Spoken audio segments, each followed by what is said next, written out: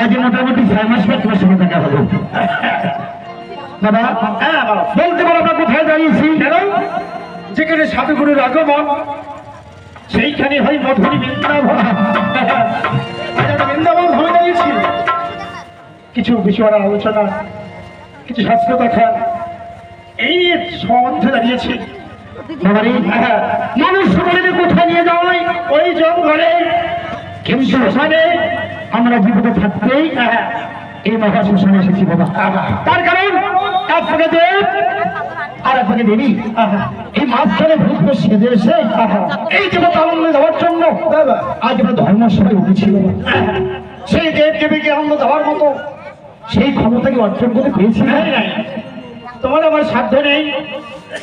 এই যে বাবা সকল মা সকল সকলে সর্বত হয়েছেন, আমরা না জানি সাধন, না জানি ভজন, নেই আমাদের মধ্যে কোনো লক্ষ্য জ্ঞান। অথচ চামর হাতে দুটি অদম সন্তান দাঁড়িয়েছি। প্রাণ সম্পর্কে দু চার কথা আলোচনা করবো বলে কতটুকু জানি আর কতটুকু জ্ঞান থেকে জানতো রে। এমন এক ব্যক্তি এই ধর্মাসনে বসে আছেন, আমাদের চেয়ে অনেক অনেক জ্ঞাত, তাই তাদেরও চরণে করে যদি বিরতি আলোচনা করতে গিয়ে যদি আমাদের ভুল ত্রুটি হয়ে যায়, নিজে কোনো অদম সন্তানকে কি বা করবে, এই আবেদন সকলের চরণে রেখে আজ বিশ্বরা সম্পর্কে আমরা দু চার কথা আলোচনা করব। বাবারে সাধুগুরু বসতে পারে কে পাহলে বাবার কথা বলিতে আমার কোনো স্বার্থ নাই এই ধর্ময় আসল বাবারে সাধুগুরু বিশ্ববিদ্যালয় হয়েছে মহাজন শুরু। এই যে ভজনের সাধনের দেহ নিয়ে এই পদ্মপুরাণ গানকে বিবেচন করা আমার পক্ষে সম্ভব নয়। তার কারণ এক রাতের মধ্যে এই বাস্তবে পদ্মপুরাণকে শেষ করা যাবে বাবা। 7 দিনে যেটা শেষ হয় না, এক রাত্রে কি করে সম্ভব? বলবেন না আর মধ্যে আমাকে 2 খণ্ড তৈরি করতে হবে। তাই কি বলছে বাবা জানো? বলেছে সাধুগুরু বস্তুর কি বা হলে একটা বড় কথা বলতে পারে। কি বাবা জানো? আচ্ছা এইখানে তো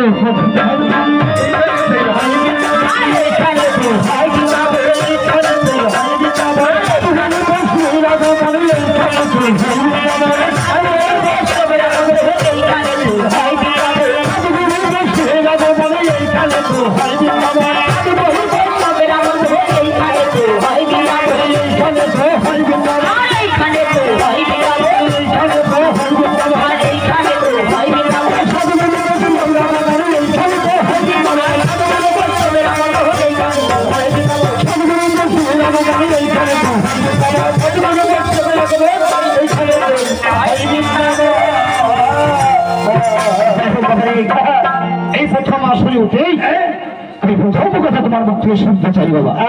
তার কারণ তুমি কি বলতে পারো বাবা? এই মনসা দেবী, এই মনসা দেবী নাম তার কেন হলো? মনসা দেবীর নাম কেন মনসা হলো? আচ্ছা, এই যে মনস্কামনা পূর্ণ করে বলে মা মনসা নাম হচ্ছে মনসা। যে মনসা পুজিলে হয় সর্বদেবের পূজা, সর্বদেবের পূজা দিতে পারে ধনজনী একবার করিতে পারে রাজা। তার পিতা অকালে মৃত্যুবরণ পড়েছে বাবা ধর্মের চিতায় আগুন লাগিয়ে দিয়ে মা মানুষের হাত পা বেঁধে ওই ধর্মের চিতায় তুলে দিতে যাচ্ছে। পুরীতে পড়ে না যায় কমল কামিনী হইল মায়া শিশু কন্যা খানি। তখন তিন ভাই বুদ্ধি কি করলেন কি ওই মাটির পাত্রে ভর্তি করে আচ্ছা মা মনসাকে সাগরের জলে ভাসিয়ে দিলে। তাই দেখি ও পাহাড় দিলে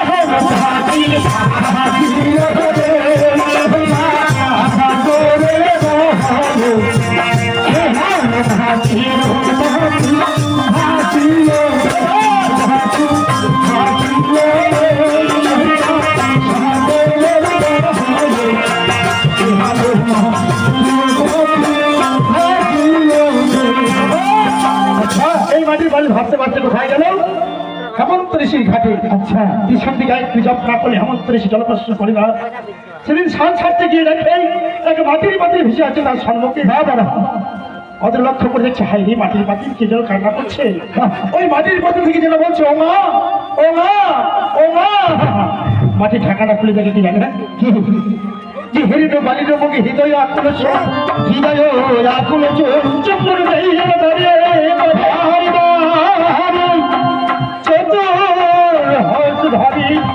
কপালে দিনয়নী কপালে বিজুলি ছাড়তে যেন রচিত ঘন্টায় ঘন্টায়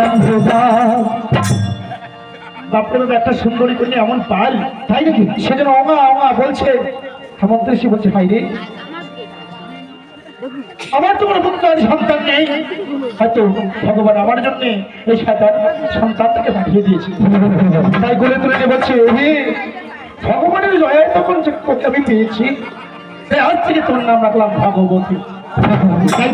এই মানুষের নাম হলো ভগবতী তাই নাকি। এই ভগবতী ধীরে ধীরে বড় হলো প্রণয় ভোলা মহেশ্বরের সঙ্গে তার বিবাহ হলো তাই নাকি। আবার ওই ভগবতী মৃত্যুবরণ করলেন। আচ্ছা জন্ম কোথায় নিলেন কোথায় ওই দক্ষিণ করে সতী রূপে সেখানে শিবপিণ্ডা সহ্য করতে না পেরে দক্ষিণ চক্রে দেহত্যাগ করলেন। আবার পুনরায় কি নামে জন্মগ্রহণ করলেন কি নামে ওই হিমালয়ের ঘরে গিরিরাজের কন্যা চণ্ডী রূপে